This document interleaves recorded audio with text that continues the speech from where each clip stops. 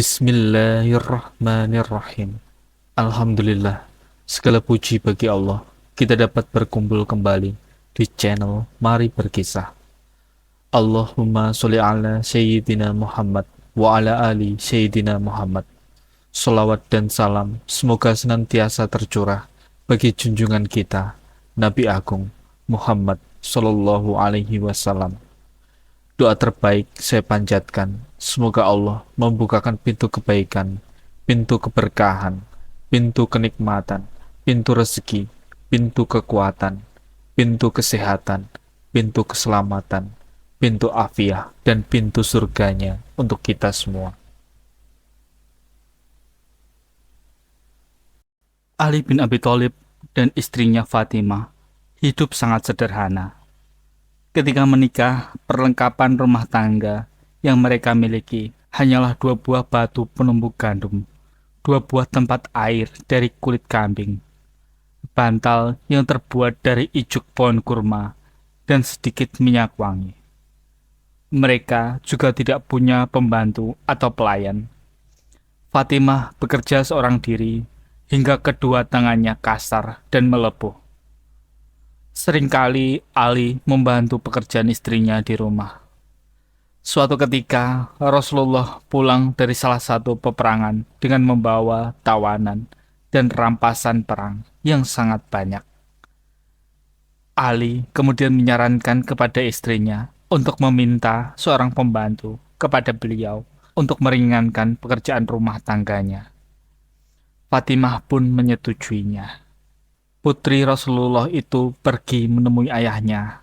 Ketika tiba di hadapan Rasulullah, Fatimah ditanyai, "Apa keperluanmu, hai putriku?"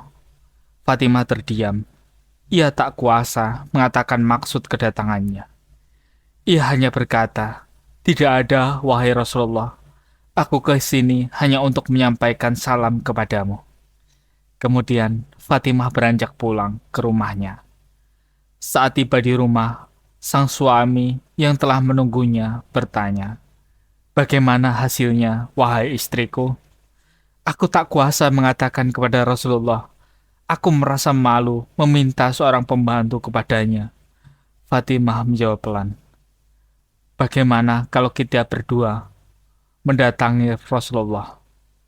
Fatimah menganggukkan kepala. Kemudian mereka pergi menghadap Rasulullah berdua, menyampaikan keinginan mereka. Namun, bagaimanakah tanggapan Rasulullah? Beliau berkata, "Demi Allah, aku tidak akan memberi kalian, sementara banyak fakir miskin kaum muslimin dengan usus berbelit-belit karena kelaparan." Malam hari itu, Rasulullah mendatangi Fatimah dan Ali. Keduanya sedang berbaring di tempat tidur. Mereka berselimut sehelai kain yang pendek, yang tidak cukup menutup tubuh mereka. Jika kepala ditutupi, kaki mereka tersingkap.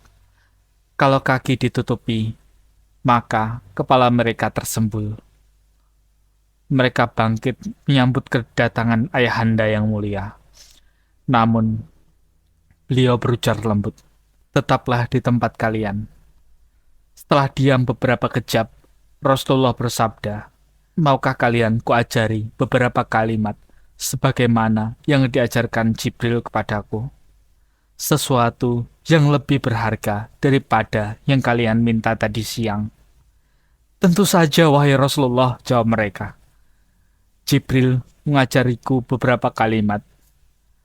Bacalah tasbih Subhanallah 10 kali, tahmid Alhamdulillah 10 kali, dan takbir Allahu Akbar 10 kali seusai sholat fardu.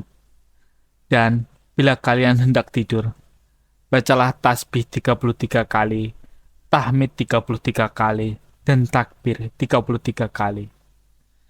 Sejak malam itu, Ali menuturkan, "Aku tidak pernah meninggalkan wirid yang diajarkan Rasulullah."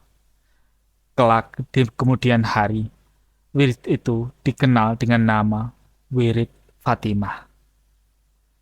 Pada kesempatan yang lain, Rasulullah mengunjungi rumah Fatimah Az-Zahra.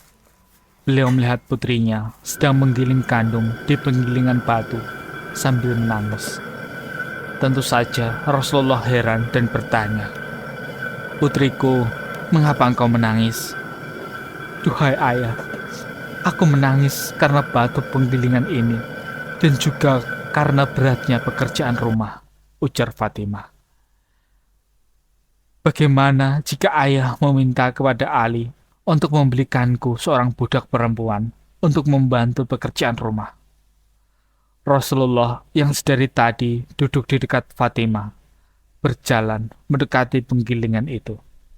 Beliau mengambil setangkup gandum dengan tangannya yang penuh berkah, lalu meletakkan gandum itu di penggilingan seraya membaca Bismillahirrahmanirrahim.